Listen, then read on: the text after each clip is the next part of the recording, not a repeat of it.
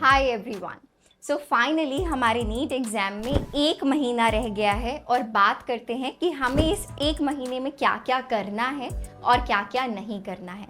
सबसे पहले बात करते हैं क्या क्या नहीं करना है, जिसमें कि टॉप करता है मेरी लिस्ट में हमारा फ़ोन। ठीक है, तो पर जैसा कि आप सबने कहा कि मैम हम फ़ोन से पढ़ाई करते हैं, वेरी गुड। तो आपको अपने आप से प्रॉमिस करना होगा कि अगर आप फ़ोन उठाओगे तो सिर्फ और सिर्फ मॉक टेस्ट देने के लिए उठाओगे, PYQs देने के लिए उठाओगे, या फिर अगर कोई पर्टिकुलर कॉन्सेप्ट नहीं आता तो उससे रिलेटेड लेक्चर देखने के लिए उठाओगे। ठीक है, ये तो हो गया YouTube sorted. And secondly make sure कि आप शॉर्ट्स ना देखो, बिकॉज आप मानते हो कि जब भी आप शॉर्ट्स देखने बैठते हो तो 1 घंटा आधा घंटा कब निकल जाता है स्क्रॉल करते करते नहीं पता चलता। तो बेटर है कि शॉर्ट्स पर आप जाओ ही मत, सीधा जो मुद्दा है उसको पकड़ो, कंप्लीट करो एंड उसको टिक मार्क करो। सेकेंडली, अगर आपको कम्युनिकेशन के लिए कोई सोशल मीडिया की ज़रूरत होती है, मुझे लगता है दैट इज़ व्हाट्सएप, है ना। अगर कोई भी आपका इंस्टीट्यूशन वाला ग्रुप या जैसा भी कोई ग्रुप जिसमें आपको क्वेश्चन पेपर्स मिलते हो या कोई अपडेट मिलता हो, I think that is either WhatsApp और टेलीग्राम। तो आप बाकी सभी ग्रुप्स के, अपने बाकी सभी फ्रेंड्स के नोटिफिकेशंस कर दो ऑफ, और जहाँ पे सिर्फ आपको नीट से रिलेटेड कुछ प्रिपरेशन, कुछ अपडेट मिलने वाला है, वो आप कर सकते हो। इसके अलावा इंस्टाग्राम और Facebook I won't even suggest कि आप अपने फ्री टाइम में, ब्रेक में यूज़ करो, नहीं है ज़रूरत उसकी। ठीक है, आप 1 महीने के लिए, 1.5 महीने के लिए उस ऐप को कर दो अनइंस्टॉल, इंस्टाग्राम भी और फेसबुक भी। अगर आप 1 महीने मीम्स नहीं देखोगे सो डोंट वरी, कुछ नहीं बिगड़ेगा। अपने आप व्हाट्सएप सोशल मीडिया अपडेट्स नहीं डालोगे तो कुछ नहीं होगा।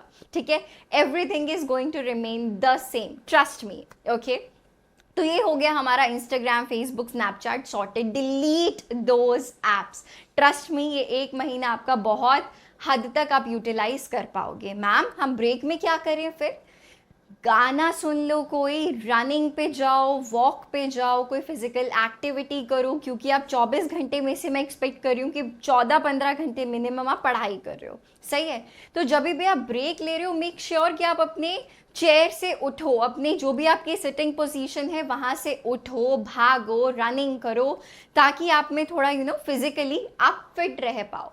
दूसरी चीज़, आपको कुछ भी बाहर का जंक फूड, स्विगी जोमेटो भी साथ में डिलीट कर दो। ठीक है, क्योंकि सिर्फ घर का हेल्दी खाना खाना है, पता चले एग्जाम से 1, 2, 4, 5 दिन पहले तबीयत खराब हो जाए, रिवीजन अफेक्ट हो जाएगा, बहुत गड़बड़ हो जाएगी, ये हमें नहीं करना।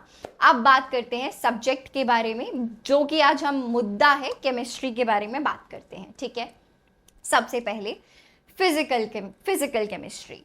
तो हमें यहाँ पे पहली एक चीज़ का ध्यान क्या रखना है कि हमें सारे फॉर्मूले याद होने चाहिए। इट इज़ लाइक कि अगर मैं आपको नींद में भी पूछूं कि यार 2+2 क्या होती है, लाइक 4, यार 4, इट इज़ 4, राइट। उसी तरीके से आपको सारे फॉर्मूले याद होने चाहिए, लर्न होने चाहिए। ठीक है, अलॉन्ग विद दैट जो भी कॉन्सेप्ट्स हैं, जो भी डेफिनेशंस हैं और जो भी डिफरेंसेस वाले पार्ट्स हैं, वो हमें याद करने हैं। अब हमें किस चीज़ पे फोकस करना है? याद करने पे। ठीक है, तो ये हो गई पहली चीज़। सेकेंडली, आप जब भी फिजिकल केमिस्ट्री से रिलेटेड फॉर्मूले तो याद हो गए, अब आप फॉर्मूले में वैल्यू डाल के आंसर निकालने वाले हो, राइट। तो आपको हमेशा क्या करना है, फॉर्मूले में जितनी भी चीज़ें हैं डिनोमिनेटर में और न्यूमरेटर में, उनको पहले एक साथ लिख लो, क्योंकि 99% ऑफ द टाइम्स क्या होगा कि जब आप उसको एक साथ लिखोगे ना तो बहुत सारी चीज़ें कैंसिल आउट हो रही होंगी।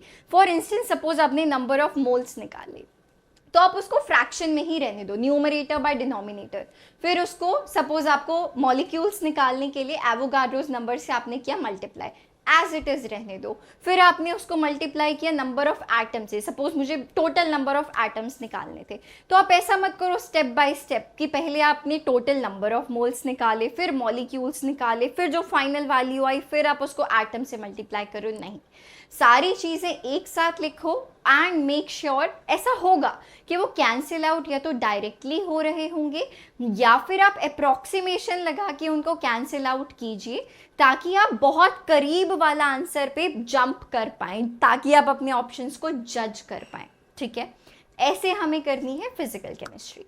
अब बात करते हैं इनऑर्गेनिक केमिस्ट्री के बारे में, जिसमें हमें सारे एक्सेप्शंस और एग्जाम्पल्स याद करने हैं। ठीक है, जो भी ट्रेंड्स हैं, एक्सेप्शंस हैं और एग्जाम्पल्स हैं, हमें इस पे फोकस करना है। ठीक है, और इसमें हमें ज़्यादा से ज़्यादा PYQs लगाने हैं इनऑर्गेनिक केमिस्ट्री में, क्योंकि अभी आपको टाइम लगेगा उसको याद करने में, लेकिन एग्जामिनेशन हॉल में वही चीज़ अगर आपको याद होगी तो आप उसको बहुत जल्दी कर पाओगे। ठीक है, अब बात करते हैं ऑर्गेनिक केमिस्ट्री के बारे में। ठीक है, I have got a lot of text कि मैम ऑर्गेनिक ना समझ नहीं आ रही, लास्ट मोमेंट में क्या करना है।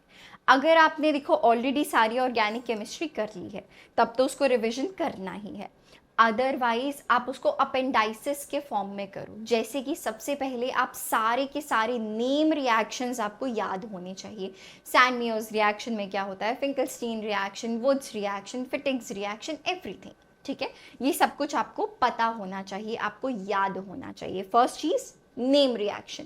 सेकेंड चीज़ जो हमें पता होनी चाहिए कि आप दो कंपाउंड्स के बीच में डिफ्रेंशिएट कैसे कर सकते हो। सही है, कि जैसे कीटोन और एल्डिहाइड है, मैं इन दोनों कंपाउंड्स के बीच को डिफरेंस, इन दोनों के बीच में फ़र्क कैसे बता सकती हूँ, किस टेस्ट से। ठीक है, टॉलरेंस रिएजेंट टेस्ट से या किसी और टेस्ट से। ठीक है, थर्ड, आप प्रदीप जैसी कोई बुक देखोगे ना तो आपको उसमें बहुत सारे कन्वर्जन्स दिखेंगे, तो मेक श्योर कि आप वो सारे कन्वर्जन्स मिनिमम 3 बार करो। फॉर श्योर जो भी आपके नीट में कन्वर्जन से रिलेटेड हर बार 1 से 2 क्वेश्चंस देखे जाते हैं और आपके +8 मार्क्स फॉर श्योर पक्के हो जाएंगे, तो ये आप करोगे। इसके बाद आता है नॉमेनक्लेचर। ठीक है, naming of organic compounds and fifth I would say isomerism. तो इस तरीके से आप अपनी ऑर्गेनिक केमिस्ट्री के साथ डील करिए, बहुत सारी चीज़ें कंप्लीट हो जाएंगी और आपको याद हो जाएंगी। फिर आते हैं ऑफ कोर्स मॉक टेस्ट। आप अभी कोशिश करिए मिनिमम 3 दिन में 1 मॉक टेस्ट तो आप फॉर श्योर दें ही। हफ्ते में 2 से 3 मॉक टेस्ट अभी से हमें लगाने हैं, और जब नीट का 1 हफ्ता बच जाएगा तब तो हमें रोज़ 1 मॉक टेस्ट या एटलीस्ट ऑल्टरनेट डेज पे 1 मॉक टेस्ट फॉर श्योर लगाना है। हमारी मेहनत से हमें पता चलेगा कि हमारा टाइम हमें कम करना है और एक्यूरेसी हमें बढ़ानी है। तो मुझे लगता है दैट इज़ हाउ आपको प्रोसीड करना चाहिए। अगर कोई और चीज़ है जो आप पूछना चाहते हैं, let me know in the comments, I will try my best to help you out. Till then, bye bye and all the best.